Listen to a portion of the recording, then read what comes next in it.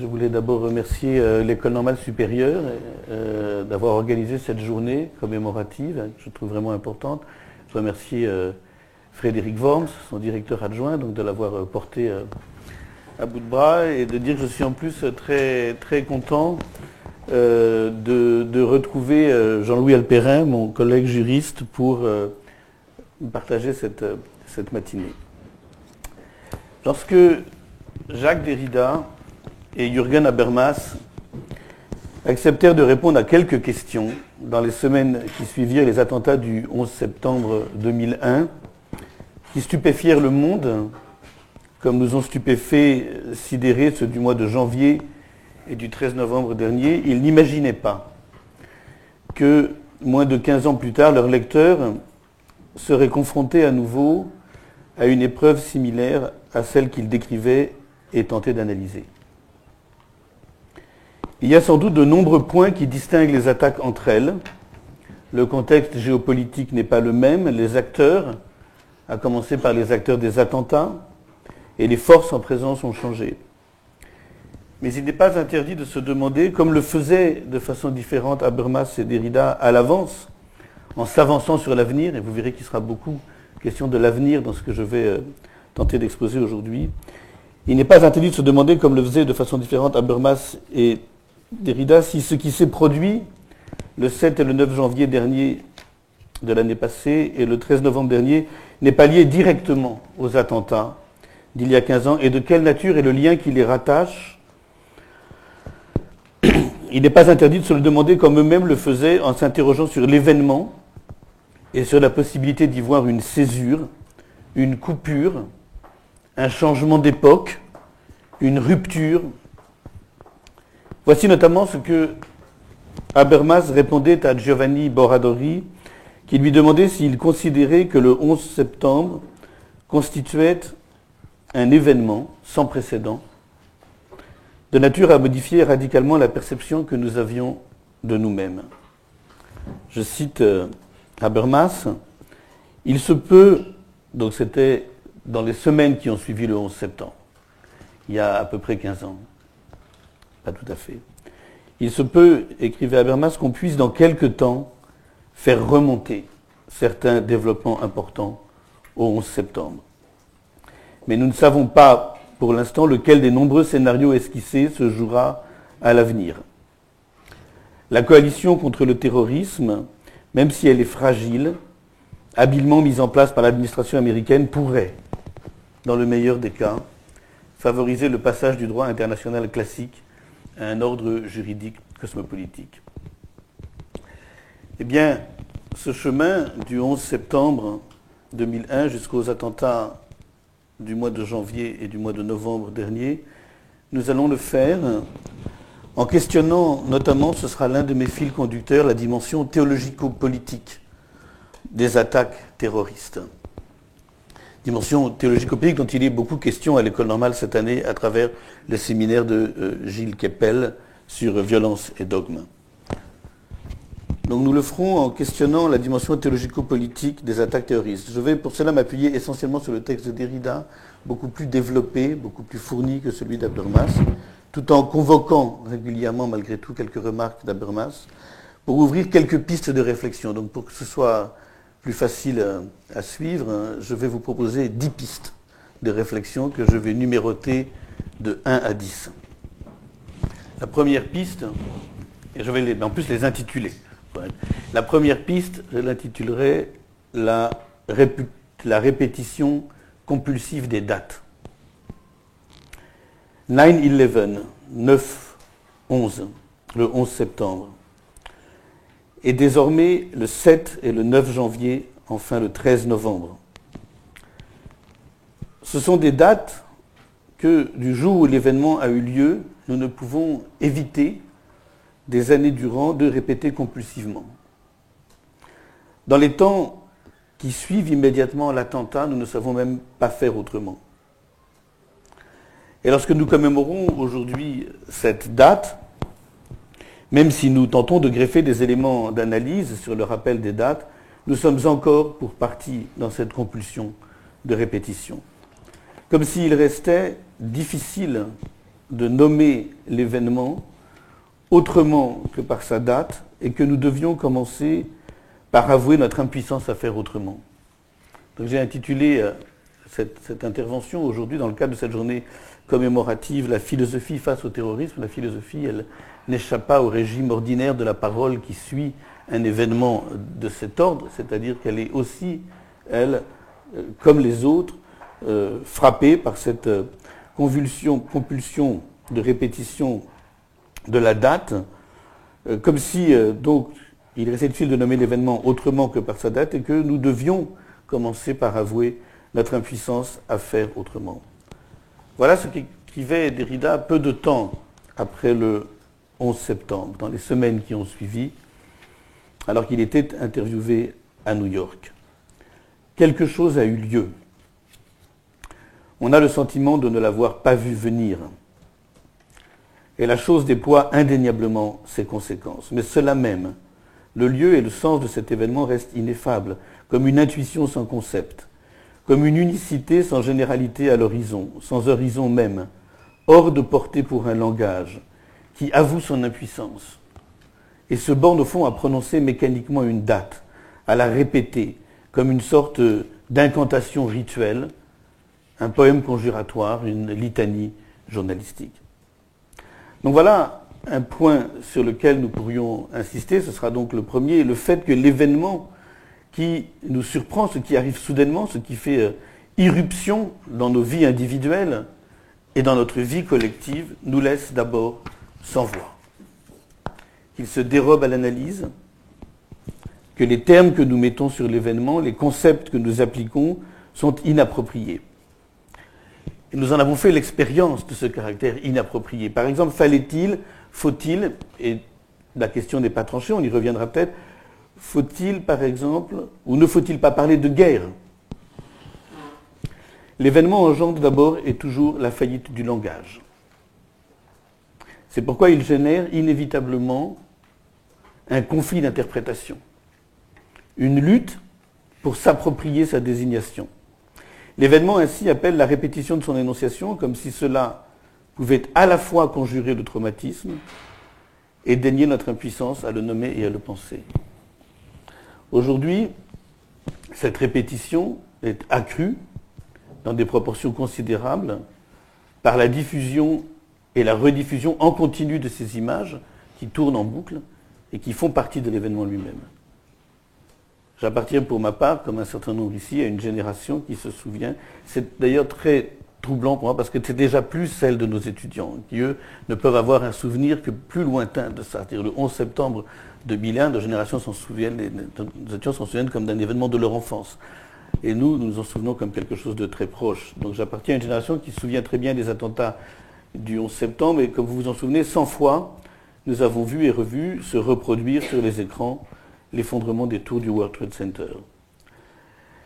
Donc ainsi devons-nous être attentifs, c'est le premier point, donc avant d'aller plus loin, au régime très particulier d'un événement comme ces attaques terroristes dont nous parlons aujourd'hui. Mais cela vaut sans doute de toute catastrophe, son irruption, sur laquelle je vais revenir dans un moment, la répétition de sa nomination, quasi incantatoire, comme si cela tenait lieu de penser, et puis la reproduction des images. Je vais essayer d'avancer un peu plus loin dans l'analyse, ce sera mon deuxième point, et je vais l'intituler « Fracture de l'impression ».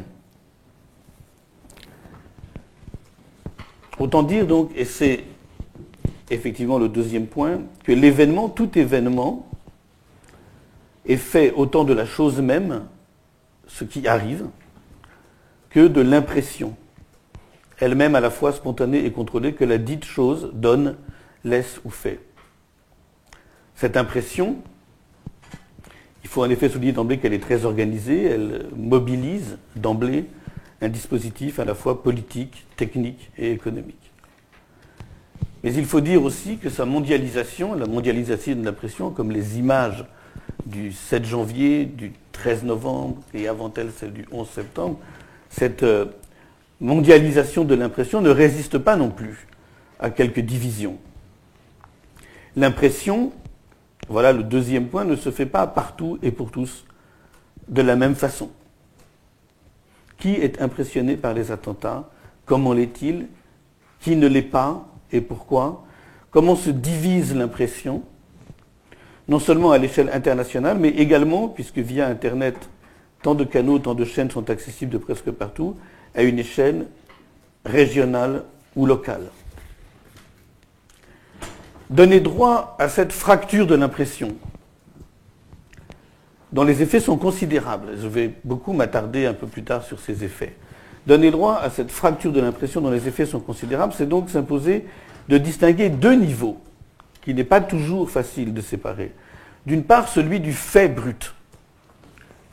En l'occurrence, là, l'effondrement des tours le 11 septembre, le meurtre des journalistes dans les locaux de Charlie Hebdo, la prise d'otages dans l'épicerie cachère de la Porte de Vincennes, les massacres du Bataclan et à la terrasse des cafés voisins.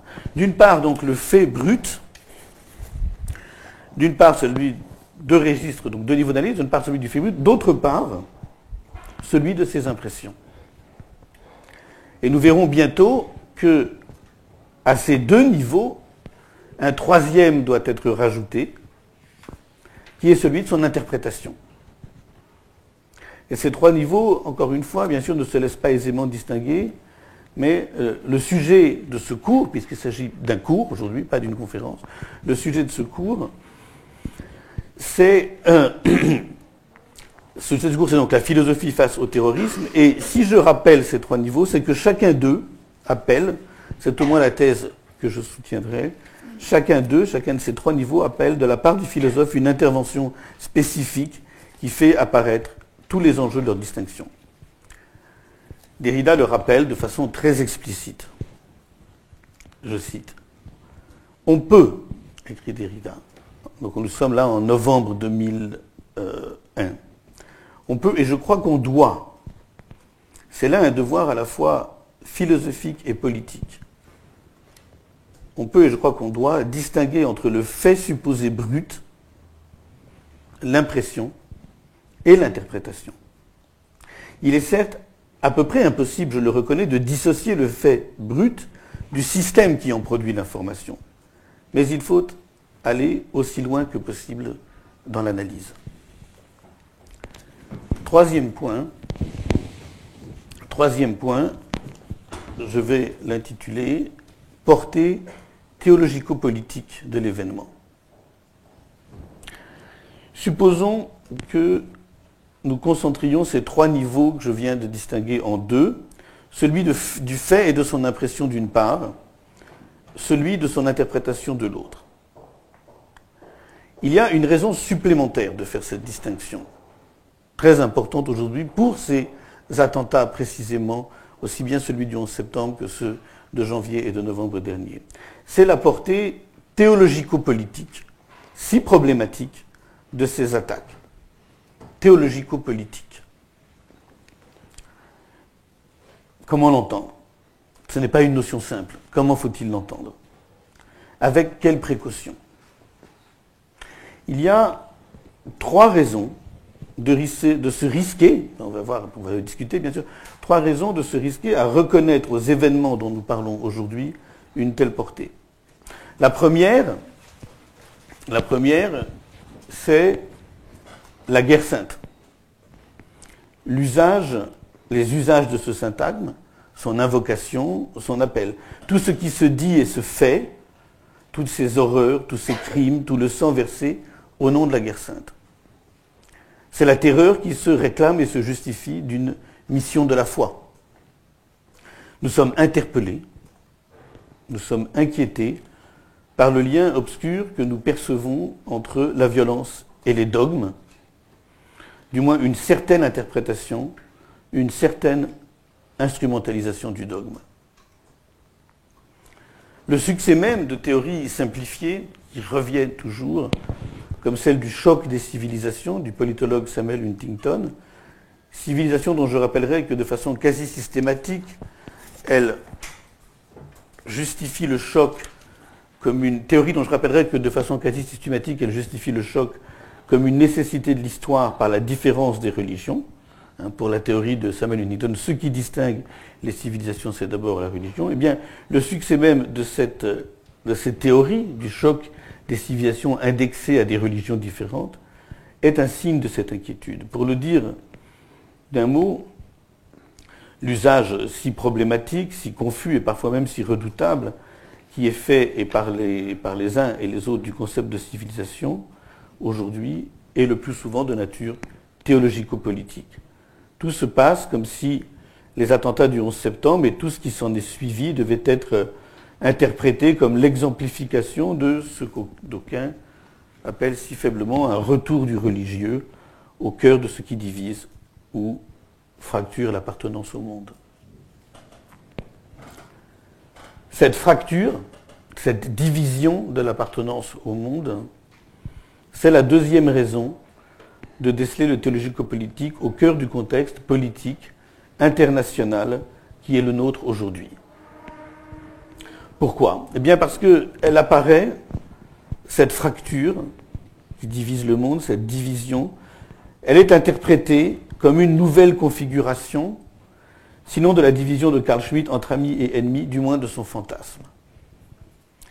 La tentation est forte, à laquelle il faut savoir résister, contre laquelle il faut trouver des armes critiques, théoriques, la distance du savoir et de l'étude, le sens des nuances. La tentation est forte et redoutablement explosive d'une lecture du monde, d'une interprétation du monde qui plaque sur la relation entre l'islam et l'Occident, cette division entre amis et ennemis, dont Carl Schmitt fit, comme vous savez, l'essence du politique. Quant à la troisième raison, la voici, la troisième raison donc d'interroger la portée théologico-politique de l'événement. La troisième raison, la voici, le contexte historique et politique du terrorisme réactive partout un exercice de la souveraineté étatique qui multiplie les états d'exception, au point d'en faire un paradigme normal de gouvernement. Et vous savez que là encore, l'état d'exception, c'est la définition que donne Carl Schmitt, et que vont reprendre aussi bien Derrida que Agamben, c'est la définition que donne Carl Schmitt de la souveraineté, en analysant et en discutant précisément le caractère théologico-politique. Donc voilà pour les trois raisons qui nous conduisent à interroger le caractère théologico-politique, non seulement du terrorisme, mais de l'état du monde exposé à sa menace. Mais lorsque nous sommes confrontés au phénomène de violence qui le caractérise, à des conflits sanglants, des actes de terreur, lorsque nous sommes saisis d'effroi devant des décapitations ou toute forme d'exécution qui se réclame de la foi, de la guerre sainte, et que nous croyons devoir et pouvoir leur reconnaître une dimension théologico-politique, eh bien, pour revenir sur le deuxième point, tout à l'heure, la fracture de l'impression, la distinction des niveaux d'analyse. Lorsque nous faisons cela, à quel niveau se situe cette reconnaissance de la dimension théologico-politique de l'événement ? Est-ce qu'elle se situe au niveau de l'impression et de sa manipulation, ou à celui de l'interprétation ? Il y a là où la question, si je prends en considération certaines formes de violence extrême, ce qui est théologico-politique, est-ce l'impression qu'elles veulent produire à des fins de propagande d'une part, d'intimidation d'autre part, avec tous les dispositifs mis en place à cet effet, le rituel sanglant d'une exécution capitale, la captation et la diffusion de son image, les déclarations qui l'accompagnent, la revendication d'une attaque terroriste, les mots sacrés mis sur la violence? Ou, donc est-ce que c'est l'impression, la propagande, comme on dirait, ou est-ce l'interprétation que, à distance, avec recul, intellectuellement armés de tous les outils du savoir et des techniques de la critique, nous pouvons en donner? Ce n'est évidemment pas la même chose, et l'écart entre les deux registres est considérable. Autrement dit, le théologico-politique, la dimension théologico-politique de l'événement, ce peut être l'objet d'une manipulation, d'une instrumentalisation de l'émotion, du côté des terroristes comme du côté de ceux qui parlent pour les victimes, qui s'approprient leurs souffrances, etc., etc. Ce peut être un artifice de l'émotion, mais ce peut être aussi l'objet d'une interprétation. Voilà, à n'en pas douter, une question qui ne devrait pas nous quitter. Elle est principielle, elle est méthodologique et elle recouvre de nombreux malentendus. C'est-à-dire qui dit ce qui est théologico-politique? Qui le décèle? Qui le décrypte comme tel? Bon, évidemment, ça donne lieu à une grande confusion d'analyse qui est évidemment augmentée de façon considérable par les nouvelles techniques du savoir et de l'information, c'est-à-dire par tout ce qui se passe sur la toile, sur les réseaux sociaux, etc. Quatrième point, l'ordre des réactions. Donc le fait brut, l'impression, l'interprétation. Il y a encore, explique Derrida, toujours dans une autre façon de les distinguer qui consiste à les regrouper en deux ensembles distincts d'impressions. Je substitue à ma première classification en trois registres, trois niveaux d'analyse, un autre registre, je regroupe en deux ensembles distincts d'impressions. Le premier rassemble des impressions spontanées, quasi immédiates, même si elles sont déjà tributaires des médias. C'est ce que nous avons tous vécu dans les premiers jours, dans les semaines, dans les premiers jours qui ont suivi les attentats, ceux des 7 et 9 janvier dernier, et puis ceux du 13 novembre. Donc le premier rassemble des interprétations spontanées quasi immédiates, même si elles sont déjà toujours tributaires des médias, elles sont un choc, une sidération. Le second, à l'inverse, réunit celles qui ont en commun d'être interprétées et interprétatives. Elles engagent déjà un travail de la réflexion, un travail d'interprétation.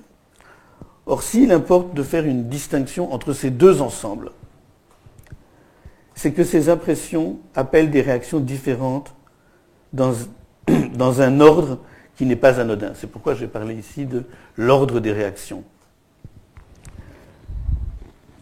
Ces réactions, c'est une dimension de l'événement et elles font toujours polémique. Rappelons-nous la date que nous commémorons aujourd'hui, le 11 janvier. L'immense manifestation, et 2 jours plus tôt, alors que les événements avaient encore cours, la fameuse minute de silence. La plupart la respectèrent.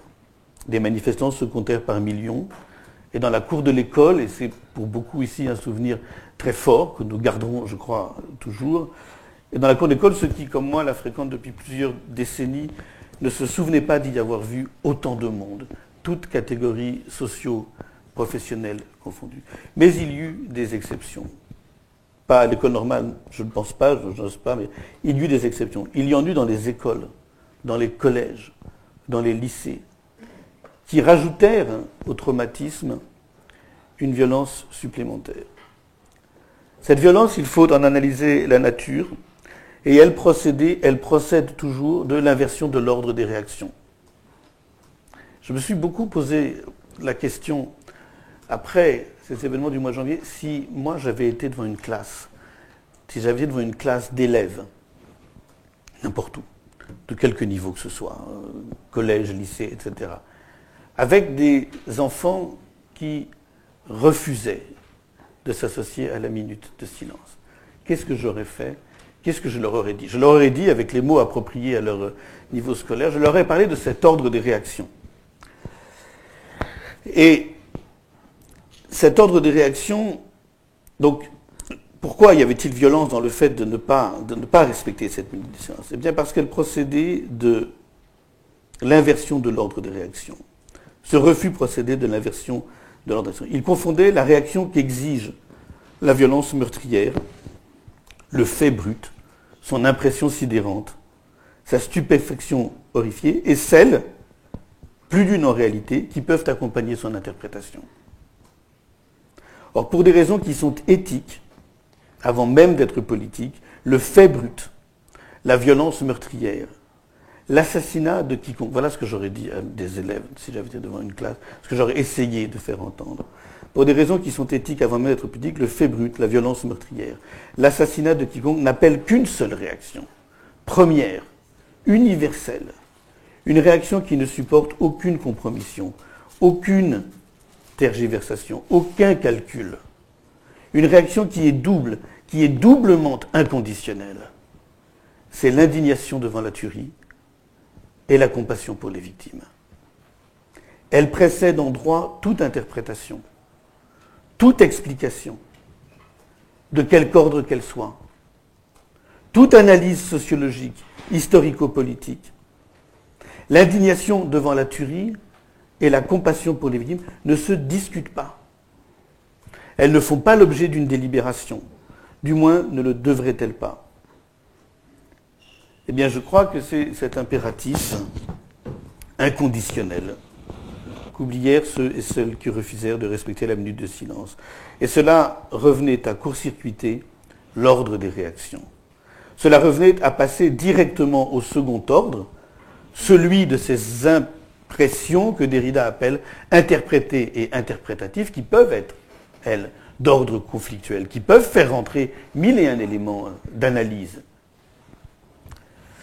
Et il est vrai que cet ordre, l'ordre des impressions interprétées, interprétatives, appelle un tout autre type de réaction. Pourquoi ? Parce que l'impression interprétée et interprétative fait l'objet d'une croyance.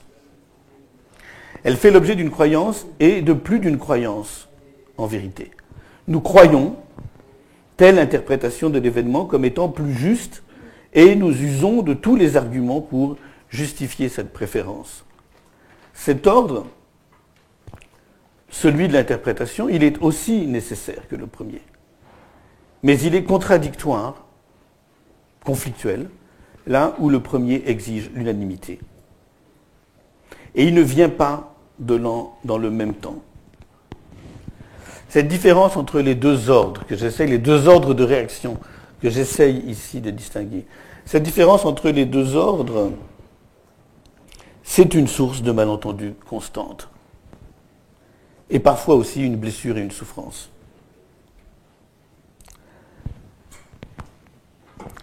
Le fait pourtant de souscrire comme il se doit à l'indignation devant le crime et à la compassion pour les victimes, n'engage pas nécessairement dans une interprétation unilatérale et déterminée de l'événement.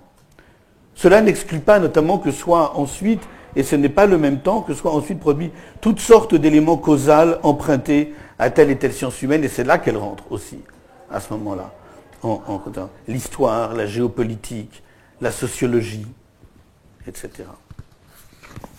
À l'inverse, et la question s'est beaucoup posée après le 11 septembre, quand la compassion pour les victimes semblait exclure comme indécente toute mise en question de la politique extérieure américaine, toute interrogation critique sur la place des États-Unis dans le monde, contrairement à ce que se risquaient à faire des penseurs comme Noam Chomsky ou Judith Butler à l'époque. À l'inverse, le fait de produire des éléments d'analyse causale, d'ordre historique, sociopolitique, géopolitique, sociologique, à l'inverse, le fait de produire des éléments d'analyse causale n'implique aucune justification du crime. Pas plus qu'un oubli ou un mépris des victimes. Mais il convient de reconnaître aussi qu'il arrive malgré tout, il arrive tout le temps, que le second ordre de réaction contamine le premier. Qu'une analyse causale, nécessairement partielle et limitée, pour ne pas dire partisane, se retourne contre la double exigence, pourtant inconditionnelle, de la compassion et de l'indignation.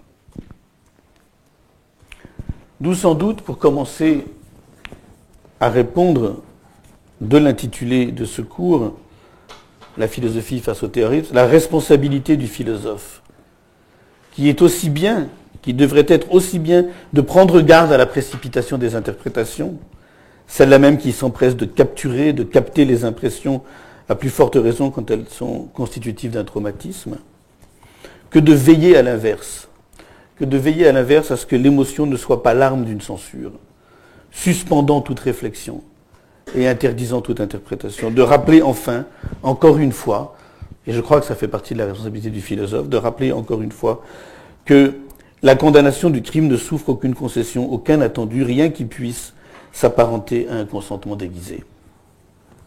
Il est remarquable que Habermas rejoint Derrida sur ce point. À la question de savoir si l'on doit distinguer le terrorisme des crimes habituels et des autres formes de recours à la violence, il répond sans hésiter. Oui et non. Cette réponse, c'est vraiment une réponse de philosophe, ça. Vous allez dire, ils font toujours ça, les philosophes. Ils ne peuvent pas s'en empêcher.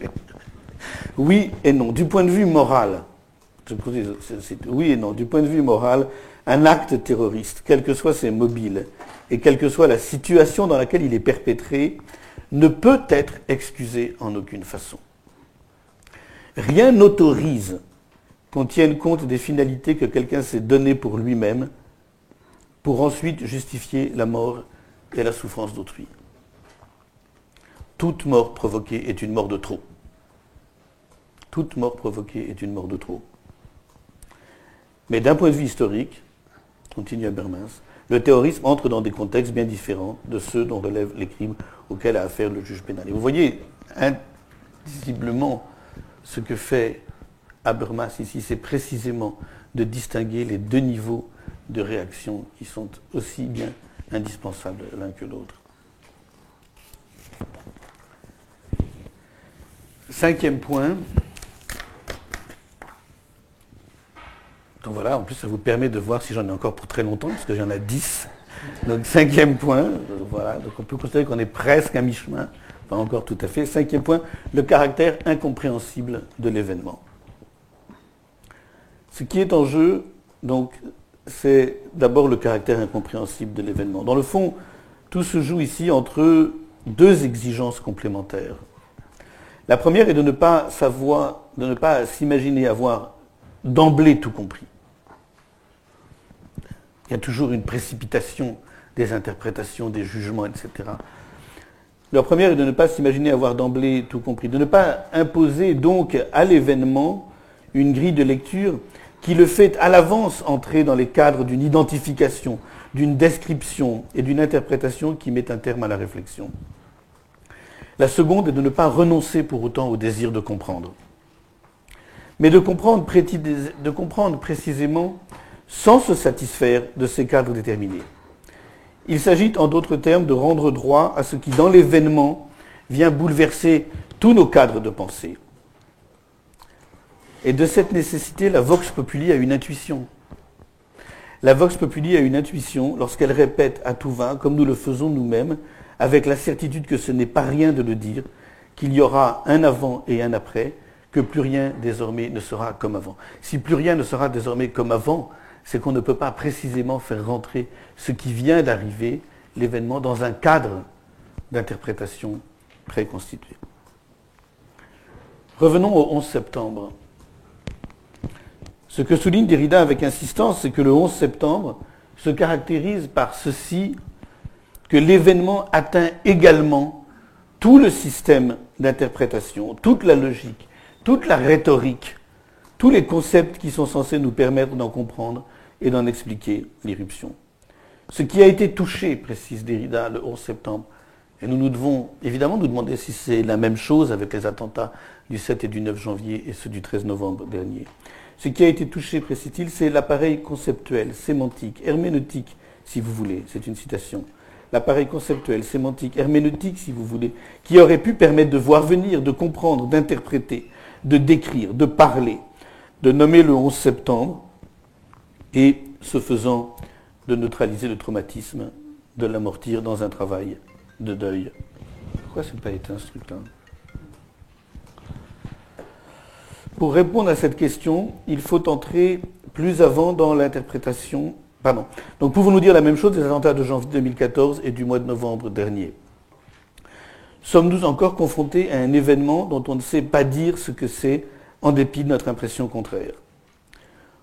Pour répondre à cette question, il faut entrer plus avant dans l'interprétation que donne Derrida des attaques du 11 septembre. Car c'est bien, malgré tout, une théorie interprétative qu'il développe à son sujet. Et nous pourrons voir alors, je vais donc rendre droit à l'interprétation que donne Derrida des événements du 11 septembre, et nous pourrons voir dans quelle mesure cette interprétation nous aide à comprendre les attentats de l'année 2015, mais aussi bien à reconnaître ce qui reste incompréhensible et nous saisit d'effroi. Donc j'en viens au sixième point, et je l'intitule, c'est dans le fond le mot-clé qu'utilise Derrida pour rendre compte de ces événements, je l'intitule « logique auto-immunitaire ». Donc cette interprétation, l'interprétation que Derrida va proposer des attentats du 11 septembre, précisons le cadre de son analyse. Tous les éléments qu'elle déploie relèvent de son propre aveu d'une même logique à laquelle il aura accordé une importance considérable, celle qui réagit J'essaye d'éteindre ce truc-là, si j'y arrive. Voilà, je crois que c'est fait maintenant. Tous les éléments qu'il déploie relèvent de son propre aveu d'une même logique à laquelle il aura accordé une importance considérable, celle qui régit les processus auto-immunitaires. Qu'est-ce qu'un processus auto-immunitaire ? Le concept du 11 septembre en rappelle la définition. Je cite, un processus auto-immunitaire, c'est cet étrange comportement du vivant qui, de façon quasiment suicidaire, s'emploie à détruire elle-même ses propres protections, à s'immuniser contre sa propre immunité. Donc je relis cette phrase. Un processus auto-immunitaire, c'est cet étrange comportement du vivant qui, de façon quasiment suicidaire, s'emploie à détruire lui-même ses propres protections, à s'immuniser contre sa propre immunité. Derrida en avait donné déjà une définition similaire dans un ouvrage paru quelques années avant, dont il est significatif que ce soit son grand texte sur la religion, précisément, un texte intitulé « Foi et savoir ». Et dans Foi et savoir, Derrida expliquait ce qu'il appelait alors cette terrifiante et fatale logique de l'auto-immunité de l'indemne à propos des relations entre science et religion, précisant donc encore une fois qu'elle consistait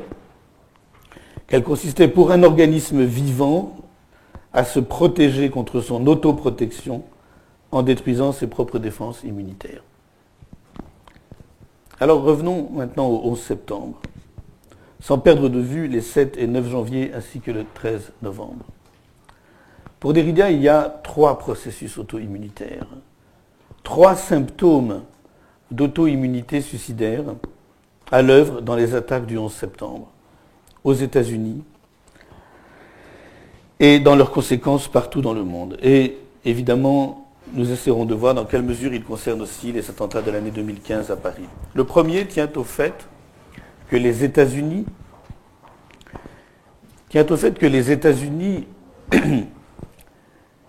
qui représentent à l'échelle mondiale l'unité présumée de la force et du droit, ont produit ce qui les a attaqués. C'est de l'intérieur qu'est venue la destruction. Ce ne sont pas des étrangers qui n'auraient rien de commun avec le système éducatif, les valeurs, les principes du système qu'ils ont agressés, qui ont visé les tours du World Trade Center, mais les produits, les bénéficiaires de ce même système qui auraient dû en être les premiers gardiens. Il en va de même pour les attaques parisiennes comme pour celles dont la France a fait l'objet précédemment. Une de leurs caractéristiques qui a été soulignée abondamment est que les terroristes ont pour la plupart été éduqués en France ou en Belgique. Ils ont reçu de la République tout ce qu'elle est en mesure d'offrir en termes de protection, de garantie pour la sécurité, à commencer par la protection de la loi. Ce sont les principes mêmes de la démocratie qui, en leur donnant cette sécurité, leur ont permis de devenir ce qu'ils sont devenus. Elle ne les a pas d'emblée désignés comme des ennemis potentiels et soupçonnés à l'avance. Elle leur a donné les mêmes droits et les mêmes chances, celle qui est censée assurer l'école notamment, qu'à quiconque, au nom de ces principes, qui ont fini par se retourner contre elle. Qu'il y ait là un processus auto-immunitaire, c'est ce dont jouent, sans le savoir, tous les discours sécuritaires lorsqu'ils réclament des mesures pour que les terroristes potentiels soient identifiés, fichés, surveillés et, si possible, neutralisés à l'avance.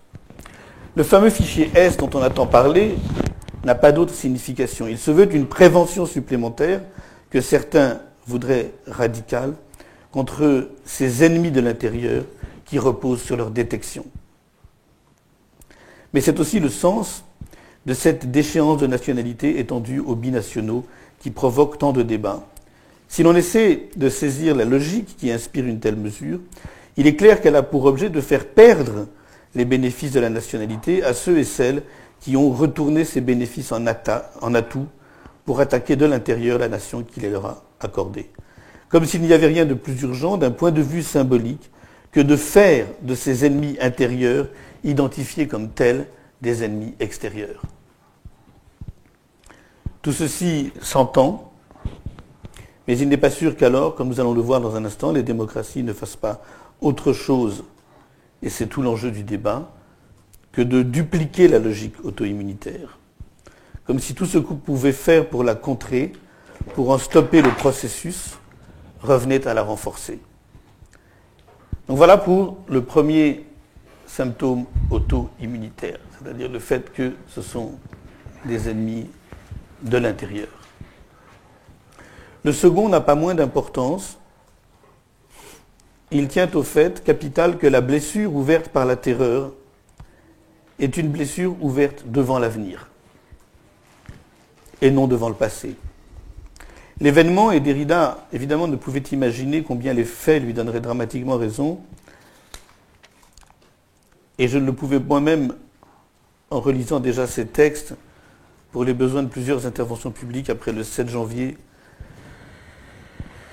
11 mois avant les attentats du 13 novembre, l'événement est le signe avant-coureur de ce qui menace de se passer. Voilà pourquoi il est inappropriable.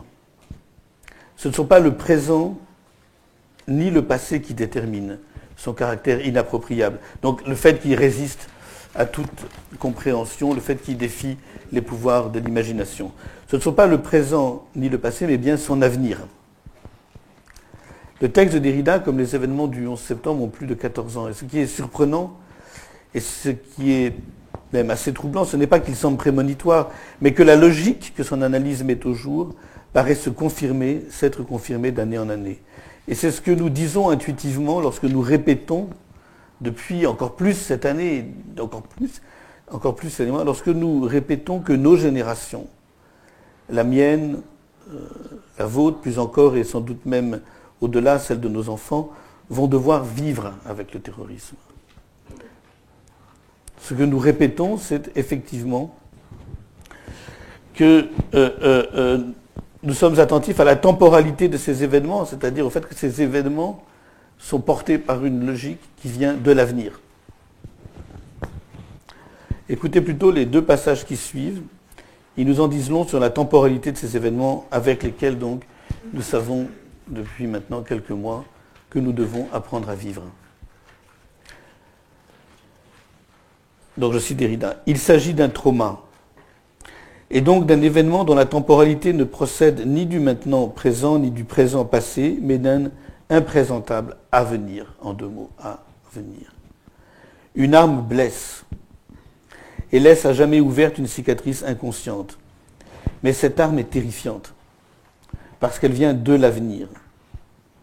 D'un avenir si radicalement à venir qu'il résiste même à la grammaire du futur antérieur. Et un peu plus loin, il poursuit, et je poursuis donc ma lecture, il y a traumatisme sans travail de deuil possible, quand le mal vient de la possibilité à venir du pire. De la répétition à venir, mais en pire. Et je me souviens, au mois de janvier dernier, d'avoir cité cette phrase alors que j'étais interrogé après les attentats de Charlie Hebdo et de l'épicerie cachère. Donc il y a traumatisme sans travail de deuil quand le mal vient de la possibilité à venir du pire, de la répétition à venir, mais en pire. Le traumatisme est produit par l'avenir, par la menace du pire à venir, plutôt que par une agression passée et future. Ce qui s'est passé, bien qu'on ne l'ait pas dit et pour cause avec toute la clarté nécessaire, c'est ceci. Pour l'avenir et pour toujours, la menace qui s'est signifiée à travers ces signes peut être pire que toutes, pire même que celle qui organisait la dite guerre froide.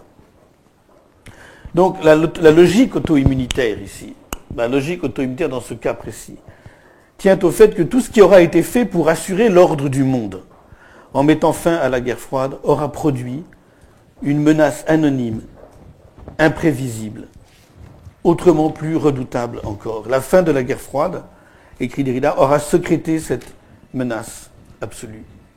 Quant au troisième symptôme de cette logique auto-immunitaire de l'événement, il nous reconduit au premier.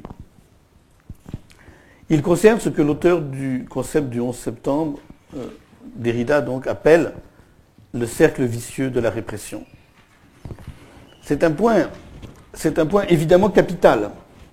Il tient sans doute au fait que la guerre contre le terrorisme ne cesse de générer les causes du mal qu'elle prétend, de régénérer les causes du mal qu'elle prétend éliminer. L'élimination du terroriste, les bombardements en Syrie réduisent leur pouvoir de nuisance et de toute façon sont une nécessité absolue, en même temps qu'ils suscitent la vocation de les venger. En se défendant, les démocraties préparent à leur insu les attaques dont elles feront plus tard l'objet. L'histoire même de l'État islamique et de sa formation, l'origine des forces qui le composent, sont de ce point de vue exemplaires de cette logique auto-immunitaire. Mais il y a davantage, comme je le suggérais un peu plus haut. Si la répression est un processus auto-immunitaire, c'est qu'elle menace à tout instant de retourner contre les démocraties les armes qu'elles déploient pour se défendre. À commencer par les dispositifs relevant des différentes formes qui sont susceptibles de prendre la mise en place, l'entretien et la prolongation d'un état d'exception. L'état d'exception, la restriction des libertés, l'augmentation des moyens mis à la disposition des forces de sécurité pour surveiller et contrôler les citoyens, les écouter, les perquisitionner, etc. Tout cela court le risque, à terme, de brouiller la frontière qui sépare par principe la démocratie des autres types de régimes autoritaires et donc de fragiliser les sociétés démocratiques elles-mêmes.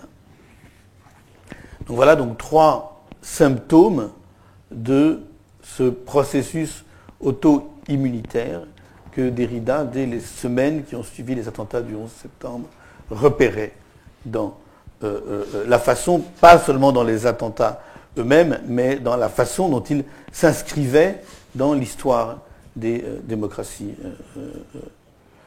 contemporaines. Il reste que... Alors j'en viens à mon 7e point. 7e point que j'intitule « Une condamnation inconditionnelle ». Il reste que la lutte contre le terrorisme n'est pas seulement d'ordre militaire et policière, elle est aussi idéologique. Si nous redoutons tellement la répétition des attentats, ce n'est pas seulement parce que le principe de cette répétition est inscrit dans l'événement lui-même. L'essence de l'attentat, c'est de susciter la vocation de sa répétition. Ce n'est pas seulement parce que le principe de cette répétition est inscrit dans l'événement lui-même, mais c'est aussi parce que nous savons que ce principe fait l'objet d'une propagande d'une redoutable efficacité, une propagande dont la séduction mortifère constitue l'arme la plus redoutable, dont l'État islamique s'est doté. L'embrigadement fait partie de la terreur. L'embrigadement fait partie de la terreur, il est en lui-même terrifiant. Ce terrain idéologique, il va de soi que la philosophie ne saurait le déserter. Lorsqu'on pose, comme je tente de le faire aujourd'hui dans ce cours, la question naïve et pourtant nécessaire, que peut la philosophie face au terrorisme ? La réponse appelle au moins 2 niveaux d'analyse. Le premier consiste à décrire et tenter de comprendre la nature de l'événement, son traumatisme, sa temporalité, sa structure, sa logique. Et c'est en un sens ce qu'on vient de faire à l'instant en reprenant à Derrida son concept d'auto-immunité. Mais ce premier niveau n'est évidemment pas suffisant, car il importe aussi de contrer la violence du terrorisme, avec les moyens de la philosophie, c'est-à-dire d'en démonter, d'en déconstruire, dirait-on, la propagande, en exhibant et en dénonçant un à un les arguments qui la soutiennent, en lui opposant peut-être une autre logique. Et ce qu'il importe de souligner alors, c'est que ces 2 niveaux d'analyse sont également indispensables. Ils se soutiennent et se légitiment l'un l'autre. La description éventuellement critique du processus auto-immunitaire appelle la condamnation inconditionnelle. Elle l'appelle aussi vrai que la description du processus qui explique l'événement ne saurait en aucune façon consister à le justifier, à lui trouver des raisons qui l'excusent. Il ne s'agit pas alors seulement de condamner le crime comme crime, mais son idéologie, ce qu'il produit, ce dont il se réclame et ce qu'il projette. Quelle raison avons-nous de le faire? Quelle raison avons-nous de nous engager dans cette condamnation inconditionnelle avec les moyens de la philosophie? Eh bien, elles sont de deux ordres. Si nous devons condamner l'idéologie dont se réclament les terroristes de façon inconditionnelle, c'est d'abord en raison de la cruauté qu'elle revendique, de son mépris de la vie, de son mépris du droit et de son mépris des femmes. Et nous savons que chacun de ces points appellerait d'infinis développements et qu'il faudrait plus qu'une journée pour y répondre. Mais c'est aussi, au-delà donc de l'usage de ce qu'il y a de pire dans la modernité techno-capitaliste au service du fanatisme religieux, en raison, et c'est le deuxième ordre, de son absence d'avenir. De quoi s'agit-il? Comment le comprendre? Quel est cet avenir qui n'appartient pas, qui ne peut pas appartenir à l'État islamique et à aucune force politique se réclamant du terrorisme? Derrida parle ici de la stratégie de ce qu'il appelle l'effet Ben Laden, mais on pourrait sans peine la transposer 15 ans plus tard à celle de l'État islamique. Écoutons-le, ce sera la plus longue citation de ce cours. C'est un passage que je trouve extrêmement parlant, extrêmement fort de cet entretien de Derrida dans le livre, donc le concept du 11 septembre, dont j'ai oublié de rappeler que chacun des entretiens, celui avec Habermas et celui avec Derrida, porte un titre. Celui avec Habermas s'appelle Fondamentalisme et terreur, et celui avec Derrida s'appelle Auto-immunité, suicide réel et symbolique. Et c'est pour ça que tout à l'heure j'ai mis autant l'accent sur ce concept d'auto-immunité. Écoutons ce passage de Derrida dans lequel il effectivement renvoie aux raisons profondes que nous avons de souscrire à une condamnation inconditionnelle de toute force politique, idéologique, religieuse qui se réclame du terrorisme. Donc c'est Derrida qui parle. Ce qui me paraît inacceptable dans la stratégie pratique, armée, idéologique, rhétorique, discursive de l'effet Ben Laden, ce n'est pas seulement la cruauté, le mépris de la vie, le mépris du droit, le mépris des femmes, l'usage de ce qu'il y a de pire dans la modernité techno-capitaliste au service du fanatisme religieux. Non. C'est surtout que cette action et ce discours n'ouvrent sur aucun avenir, et selon moi n'en ont aucun. Si l'on veut, et si l'on peut accorder quelquefois à la perfectibilité de l'espace public et du champ juridico-politique mondial du monde lui-même, alors il n'y a, me semble-t-il, rien à attendre de bon de ce côté-là. Ce qui est au moins implicitement proposé, c'est de mettre toutes les forces capitalistiques et technoscientifiques modernes au service d'une interprétation elle-même dogmatique de la révélation islamique de l'un. Rien de ce qui s'est laborieusement, alors c'est ce qui suit, que je veux mettre l'accent, rien de ce qui s'est laborieusement sécularisé sous les formes du politique, de la démocratie, du droit international et même d'une forme non théologique de la souveraineté. Rien de cela ne semble avoir aucune place dans le discours Ben Laden, et nous dirions, nous, aujourd'hui, dans la propagande de l'État islamique. D'où le huitième point, que j'intitule « D'où vient l'avenir ?» D'où vient l'avenir? S'il n'y a aucun avenir à attendre du côté de ce que prétend défendre et promouvoir le terrorisme, de quel côté faut-il regarder pour voir venir l'avenir? La question n'est pas anodine et elle fut longtemps celle des philosophies de l'histoire. Elle recoupe sans tout à fait s'y superposer ce qui constituait pour Kant la troisième question critique: que m'est-il permis, que nous est-il permis d'espérer? Et la réponse de Derrida tient en deux points. Le premier concerne les institutions internationales sur lesquelles il n'aura cessé de revenir les 10 dernières années de sa vie. D'où l'avenir peut-il venir? Eh bien, répondait-il en 2001, de l'horizon utopique et aporétique d'une transformation des institutions internationales, disposant d'une force autonome qui transcende la souveraineté des États. Pourquoi utopique et aporétique ?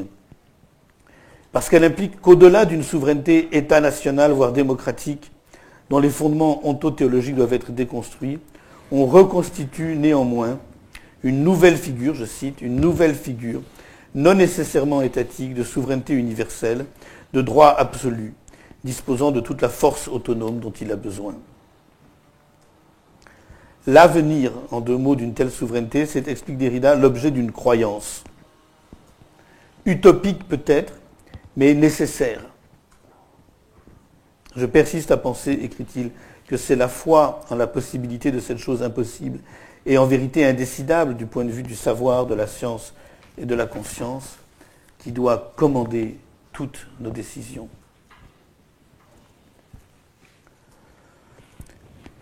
Comme certains d'entre vous le savent sans doute, cette déconstruction de la souveraineté aura occupé Derrida toute sa vie, des premiers livres de 1967, la grammatologie, l'écriture et la différence, la voix et le phénomène, jusqu'à ces questions de responsabilité qui firent l'objet de son enseignement à l'école des hautes études en sciences sociales. Et dont les deux dernières années, après les attentats du 11 septembre, donc, furent intitulées La bête et le souverain. Lorsqu'il insiste ici sur la nécessité de mettre sa foi dans une souveraineté déconstruite qui serait celle d'institutions internationales transformées, dotées d'une force propre, il dit en réalité trois choses. La première concerne les institutions internationales existantes. Et elle consiste à rappeler qu'elles ne sont pas en mesure de ce qu'on devrait pouvoir en attendre. Donc il fait effectivement appel à une transformation des institutions internationales, qui commencerait déjà par la transformation du droit de veto, du fonctionnement du Conseil de sécurité, et aussi par le fait de doter ces institutions internationales d'une force propre, autre que celle dont est dotée l'ONU. Donc la première concerne les institutions internationales existantes et elle consiste à rappeler qu'elles ne sont pas en mesure de ce qu'on devrait pouvoir en attendre. C'est un point commun entre l'intervention d'Habermas et l'intervention de Derrida. Tous les deux en appellent à une transformation des institutions internationales. La seconde est que la lutte contre le terrorisme restera toujours limitée tant qu'elle se fera dans le cadre des États-nations, jaloux de leur souveraineté, tant qu'elle restera prisonnière donc de leurs intérêts. La troisième, donc il dit trois choses, la troisième, enfin, rappelle que les forces terroristes qui se réclament de la foi pour prôner l'instauration d'un nouvel État, comme l'est aujourd'hui l'État islamique, agissent à contre-courant de la croyance dans cette souveraineté universelle à venir. Elles ne rêvent que d'une chose, la réinstauration sous une nouvelle mouture des formes les plus régressives de souveraineté. Derrida ne pouvait le deviner, mais c'est très précisément ce qui caractérise l'État islamique. Et la preuve en est, alors si j'avais le temps, j'aurais consacré un développement infini à cette question, évidemment. La preuve en est la place qu'il accorde au cœur de son exercice, à ce qui constitue l'essence même de la souveraineté. C'est comme ça qu'il s'affirme comme un État souverain, qui se voudrait affirmer comme un État souverain, c'est la peine de mort sous forme d'exécution sanglante et spectaculaire. C'est de la façon la plus obscène, donc, et la plus régressive, la plus violemment spectaculaire, que le dit État islamique fait étalage de sa souveraineté, dans le droit de vie et de mort, qu'il accorde et qu'il exporte au-delà des frontières, comme nous en avons fait cruellement l'expérience au mois de novembre dernier. Neuvième point, la responsabilité de l'Europe. D'où vient l'avenir ? Je disais à l'instant que la réponse de Derrida tenait en deux temps. Le second consiste à mettre en avant une figure de l'Europe que distingue ce qui la sépare radicalement du reste du monde et aussi des États-Unis. Pourquoi l'Europe et quelle Europe ? Son identité,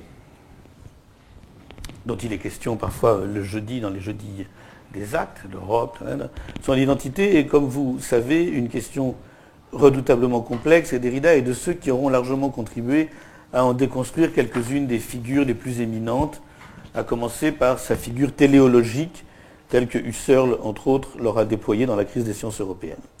Autant dire que, en avançant ici quelque chose comme une exemplarité de l'Europe, il ne saurait être question d'avancer ici, de faire valoir ou de promouvoir quelques critères distinctifs appropriants, comme la raison, les droits de l'homme ou la démocratie, dont on a heureusement cessé depuis longtemps de s'imaginer, même si ce n'est pas le cas de tout le monde, que l'Europe détiendrait le privilège ou la propriété exclusive, sinon le modèle qu'il lui serait revenu d'exporter.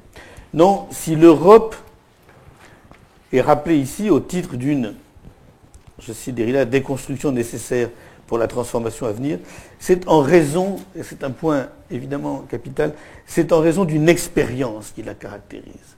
D'une expérience qui la caractérise. Donc ce n'est pas un privilège essentiel, c'est pas quelque chose, c'est pas une essentialité, c'est une expérience. Voilà. L'Europe, elle a fait l'expérience de quelque chose qui est exemplaire et qui est ce à quoi elle doit tenir. Et ce à quoi elle doit tenir fermement et qu'elle doit être capable d'opposer. C'est en raison d'une expérience qui la caractérise donc et que Derrida décrit de la façon suivante. Je persiste, dit-il, à nommer l'Europe. À nommer l'Europe, voilà, là, confronté à une crise comme celle du 11 septembre, et je nomme l'Europe, je dis l'Europe, je prononce le nom de l'Europe. Je persiste à nommer l'Europe, fût-ce entre guillemets parce que dans la vaste et patiente déconstruction à venir, l'expérience que l'Europe a inaugurée depuis le temps des Lumières, de l'Aufklärung, de l'Illuminismo, quant au rapport entre le politique et le théologique, ou plutôt le religieux, reste sans doute inégale, inachevée, relative, complexe. Et j'ajoute là, j'ouvre une parenthèse, il suffit de songer à tous les débats contradictoires et enflammés autour de la laïcité pour comprendre ce qu'il en est de cette incomplétude et de cet inachèvement. Donc je persiste à nommer l'Europe parce que dans le vaste et patient des constructions à venir, l'expérience que l'Europe a inaugurée depuis le temps des Lumières, de l'Aufklärung, de l'Illuminismo, quant au rapport entre le politique et le théologique, ou plutôt le religieux, reste sans doute inégale, inachevée, relative, complexe. Mais cette expérience aura laissé dans l'espace politique européen, quant à la dogmatique religieuse sur le politique, des marques absolument originales, qu'on ne trouve ni dans le monde arabe, ni dans le monde musulman, ni en Extrême-Orient, ni même, voilà le point le plus délicat, dans la démocratie américaine, dans ce qui, en fait, domine non pas les principes, mais la réalité dominante de la culture politique américaine. Alors, de quoi s'agit-il ? Eh bien, de rien de moins que ce qu'on pourrait appeler, et comment ne pas y songer aujourd'hui, et comment ne pas en faire un objet premier et majeur de réflexion, de ce qu'on pourrait appeler une géothéologico-politique. Vous savez, tout à l'heure, j'ai longuement interrogé le caractère théologico-politique des événements du 11 septembre et au-delà de janvier et de novembre de l'année dernière. Eh bien, de quoi s'agit-il ? De rien de moins que de ce qu'on pourrait appeler une géothéologico-politique, une géopolitique traversée, surorientée, surdéterminée par des considérations théologico-politiques. Derrida ajoute qu'il s'agit là d'une simplification, mais elle donne, selon lui, quelque chose à comprendre et à interpréter de la situation générale telle qu'il se la représentait après le 11 septembre 2001. Et nous devrons aujourd'hui demander in fine si elle s'applique encore à la nôtre. Je ne suis pas sûr, en effet, de pouvoir suivre Derrida jusqu'au bout lorsqu'il souligne que les attentats du 11 septembre s'inscrivent du même coup dans le cadre de l'affrontement entre deux théologies politiques, islamique et chrétienne. La théologie politique chrétienne dont il parle ici, c'est celle qu'il repère à l'œuvre dans la démocratie américaine, dans la Constitution et dans le fonctionnement de la démocratie américaine en général. Donc, je ne suis pas sûr de pouvoir suivre Derrida jusqu'au bout, je vais m'en expliquer dans un instant, lorsqu'il souligne que les attentats du 11 septembre s'inscrivent dans le cadre de l'affrontement entre deux théologies politiques, islamiques et chrétiennes, qui auraient en commun de procéder communément d'une révélation abrahamique dont se distinguerait l'Europe, non pas en tant que le christianisme et l'islam ne feraient pas partie de son identité, comment le nier, mais en tant qu'elle aurait trouvé une issue hors de ce double programme théologico-politique, c'est-à-dire le propre des États européens, c'est qu'ils s'inscrivent dans un contexte politique autre que celui de ce programme théologico-politique. 3 éléments, en effet, méritent d'être ajoutés, me semble-t-il. Je les ajoute moi-même pour compléter cette géo-théologico-politique et s'en servir peut-être pour comprendre notre situation. D'abord, le premier tient au fait, qu'on ne rappellera jamais suffisamment, qu'il y a plus d'une théologie politique dans l'islam. Et qu'une grande partie de la violence qui atteint l'Europe par ricochet procède de leur affrontement. Comme les tensions entre l'Arabie Saoudite et l'Iran ces derniers jours en apportent la preuve. Le second est que les États-Unis ont aussi hérité des Lumières. Et que la théologie politique chrétienne, qui se retrouve notamment dans le maintien de la peine de mort, du droit de vie et de mort, et donc du droit de grâce, comme incarnation d'une figure théologique de la souveraineté aux États-Unis, eh bien que la théologie politique chrétienne y est en tension permanente avec cet héritage.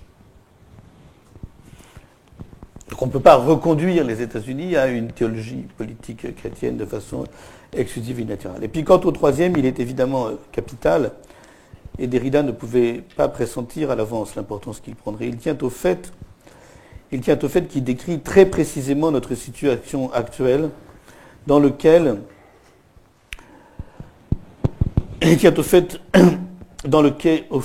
qui décrit très précisément notre situation actuelle, dans lequel se concentrent quelques-uns des problèmes qui la définissent. Il tient au fait que l'affrontement de ces théologies politiques n'est pas resté à l'extérieur, n'est pas resté extérieur à l'Europe. Il s'est exporté à l'intérieur de ses frontières. Il y a trouvé des acteurs. Il les a recrutés. Il les a formés, à tel point que ce que nous vivons sous la forme si douloureuse de la menace terroriste n'est peut-être rien d'autre que l'effet sanglant de la volonté meurtrière de cette exportation. J'en viens enfin, j'aurais réussi à faire tenir dans les temps, j'en viens enfin à mon 10e et dernier point, que j'intitule « Déchiffrer, parier, espérer ». Déchiffrer, parier, espérer. Et pourtant, l'Europe, grâce à l'héritage inachevé des Lumières, il est vrai malmenée, et tant de fois reniée par les Européens eux-mêmes, l'Europe resterait malgré tout le principe d'une espérance à laquelle Habermas se montre également attentif. Et l'Europe et les Lumières, c'est précisément l'une des grandes questions sur lesquelles les deux philosophes qui se sont beaucoup combattus, comme vous le savez, c'était pas simple la relation d'eux, c'est l'une des grandes questions sur lesquelles les deux philosophes se seront retrouvés in fine au début des années 2000. Eh bien, pour le philosophe de Francfort, ce qu'il faut retenir du modèle européen, et c'est étonnant qu'ils disent la même... Les entretiens ne sont pas faits au même moment, exactement. Donc ils sont faits chacun dans l'ignorance de ce que l'autre dit. Ce n'est pas un dialogue à 3 voix, c'est vraiment 2 dialogues à 2 voix. Eh bien, pour Habermas, ce qu'il faut retenir du modèle européen, et c'est très proche de ce que dit Derrida ici, même si ce n'est pas avec les mêmes concepts, c'est la façon dont la division confessionnelle et la sécularisation de la société, à laquelle nous devrions évidemment consacrer précisément à ce moment de très large développement, si ce cours s'étendait, non pas sur one shot, une fois, mais sur plein de séances, eh bien, c'est la façon dont la division confessionnelle et la sécularisation de la société ont contraint la foi religieuse en Europe, ont contraint la foi religieuse à une réflexion sur sa position non exclusive au sein d'un univers de discussion, ça c'est vraiment les concepts d'Habermas, au sein d'un univers de discussion délimité non seulement par le savoir scientifique profane, mais encore par les autres religions. Cela ne signifie évidemment pas qu'aucune foi religieuse n'a consenti par là même à relativiser ses propres vérités. Mais cela a conduit chacune d'elles, écrit Habermas, à apprendre à voir avec les yeux de l'autre. Je trouve ça extraordinaire. C'est ça la sécularisation. C'est apprendre à chaque religion à voir avec les yeux de l'autre. Ce qui aura eu d'immenses implications. C'est-à-dire apprendre à voir avec les yeux de l'autre, c'est-à-dire aussi avec ceux de la science, aussi avec ceux d'un pouvoir sécularisé.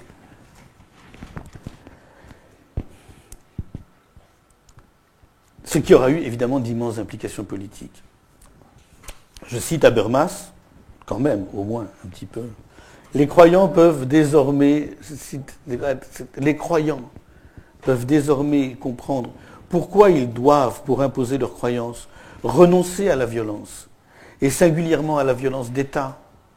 Il a fallu que ce glissement cognitif ait lieu pour que soit rendue possible la tolérance religieuse et la séparation de la religion et de la force publique, laquelle doit demeurer neutre et n'être au service d'aucune vision du monde. Alors, cette analyse, eh bien, on lui reconnaîtra un double mérite énorme. D'une part, elle permet de préciser ce qu'il en est de cette relation acquise, non sans difficulté ni violence passée. Enfin, l'histoire de l'Europe prouve que ça ne s'est pas fait facilement. Et ça s'est fait finalement relativement récemment. Donc d'une part, elle permet de préciser ce qu'il en est de cette relation acquise entre le théologique et le politique, à laquelle Derrida a fait également allusion et qui l'aura beaucoup occupé, notamment dans ce livre Foi et Savoir. Mais elle permet de comprendre également 10 ans plus tard, la nature de la régression que porte avec elle aujourd'hui plus que jamais la menace terroriste. Car il n'y a rien, finalement. Il n'y a rien que les terroristes cherchent plus à remettre en question, rien qu'ils contredisent davantage que ce glissement cognitif dont parle Habermas. Glissement cognitif caractérisé donc par le renoncement à la violence et par la tolérance. Et c'est même l'inverse qu'ils cherchent à importer. Quant à Derrida, il résume ce qu'il attend de l'Europe dans une phrase que nous pourrions passer des heures à discuter. Je voudrais espérer. Alors j'aime cette phrase-là comme une autre que je vais citer un peu parce qu'elle dit en même temps toute la modestie du philosophe. C'est-à-dire que c'est pas « je voudrais espérer » qu'il y aura en Europe, ou dans une certaine tradition moderne de l'Europe, au prix d'une déconstruction qui se cherche, la possibilité d'un autre discours et d'une autre politique. Et c'est évidemment ce qui suit. C'est évidemment ce qui suit qui est capital. Parce qu'on voit bien que c'est là, précisément, que ça se passe. Je voudrais espérer qu'il y aura en Europe, ou dans une certaine tradition moderne de l'Europe, au prix d'une déconstruction qui se cherche, la possibilité d'un autre discours et d'une autre politique, d'une issue hors de ce programme théologico-politique. Le 11 septembre, quoi qu'on mette sous ce titre, aura été à la fois un signal et un prix à payer. Un prix certes très lourd, sans rachat et sans salut possible pour les victimes, mais aussi une étape importante dans ce processus. C'est une phrase terrible. C'est une phrase terrible car il y a eu depuis tant d'autres attentats de par le monde, non seulement en France, les 7 et 9 janvier dernier et le 13 novembre, mais chaque jour, et il faudrait quand même le rappeler aujourd'hui, mais chaque jour, depuis des années, en Irak, en Syrie, en Libye, en Israël, en Inde, au Pakistan, en Palestine. Un signal de quoi? Le prix à payer, pourquoi? Qu'est-ce qui vient? Derrida poursuit avec des mots que j'aime à citer parce qu'ils reconduisent la philosophie à la responsabilité, et c'était dans le fond de ça dont je voulais parler aujourd'hui, parce qu'ils reconduisent la philosophie à la responsabilité, mais aussi à la modestie de son exercice lorsqu'elle est confrontée à des violences extrêmes. Pour ce que je viens de risquer au sujet de l'Europe, écrit Derrida, pour ce que je viens de risquer au sujet de l'Europe, disons que je m'interroge dans une certaine nuit. À partir d'un certain nombre de signaux, je déchiffre, je parie, j'espère. Déchiffrer, parier, espérer. Chacun de ces termes appelle une explication. Le déchiffrement, nous l'avons vu à l'œuvre. Il aura consisté pour Derrida à mettre au jour le processus auto-immunitaire à l'œuvre dans l'épreuve de l'événement. Le pari et l'espérance sont d'une autre nature. Il renvoie à la structure de ce même événement que Derrida aura décrite sous le nom si complexe de messianicité sans messianisme, mais ça, ce serait déjà un autre cours, il faudrait encore 2 bonnes heures.